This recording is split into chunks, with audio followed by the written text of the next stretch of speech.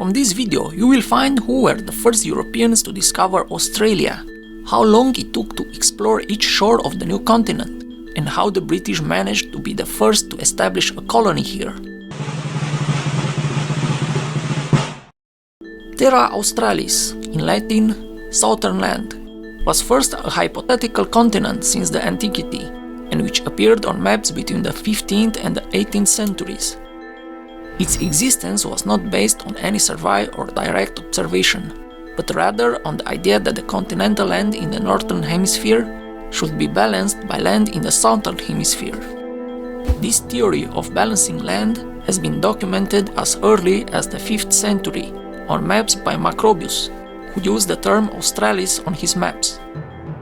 Some writers have advanced the theory that the Portuguese were the first Europeans to sight Australia in the 1520s. The primary evidence advanced to support this theory is the representation of the continent of Jave la Grande, which appears on a series of French world maps, the DP maps, and that may in part be based on Portuguese charts.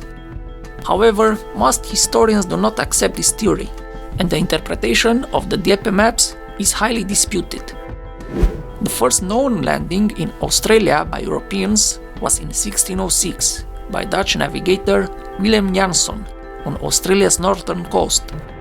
Later that year, Spanish explorer Luis Vaz de Torres sailed through and navigated what is now called Torres Strait and associated islands.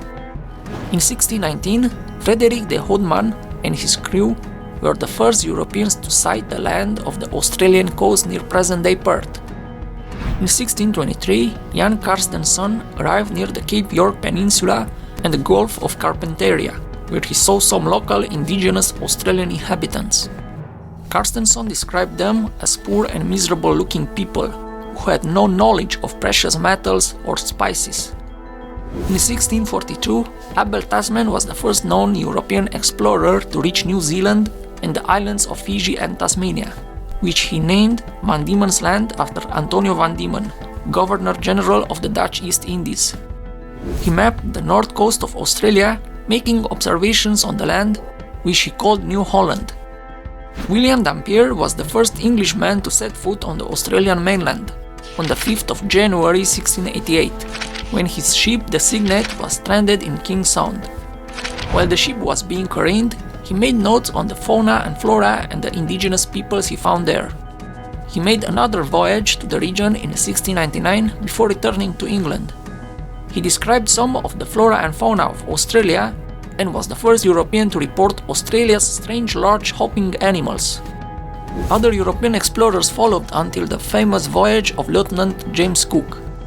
In April 1770, Cook and his crew became the first known Europeans to reach the east coast of Australia, making landfall near present-day Point Hicks, and then proceeding north to Botany Bay.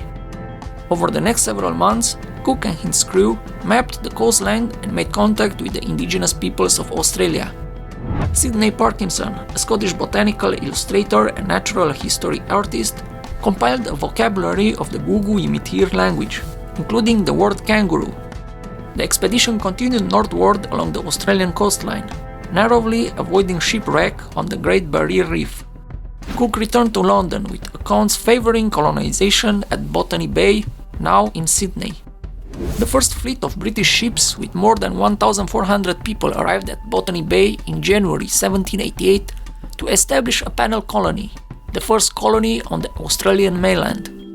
On the 26th of January 1788, the fleet weighed anchor and sailed to Port Jackson. The site selected for the anchorage had deep water close to the shore, was sheltered, and had a small stream flowing into it. It was named Sydney Cove after Lord Sydney, the British Home Secretary. This date is celebrated as Australia Day, marking the beginning of British settlement. In 1796, British Matthew Flinders with George Bass took a small open boat, the Tom Thumb 1, and explored some of the coastline south of Sydney. He suspected that Tasmania was an island, and in 1798, Bass and he led an expedition to circumnavigate it, and hence prove his theory.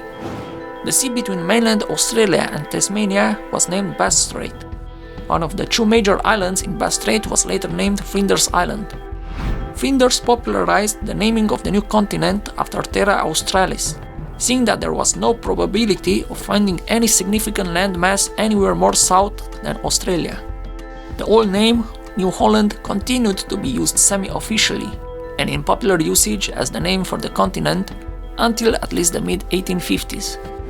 Meantime, in October 1800, Frenchman Nicolas Baudin was selected to lead what has become known as the Baudin expedition to map the coast of Australia.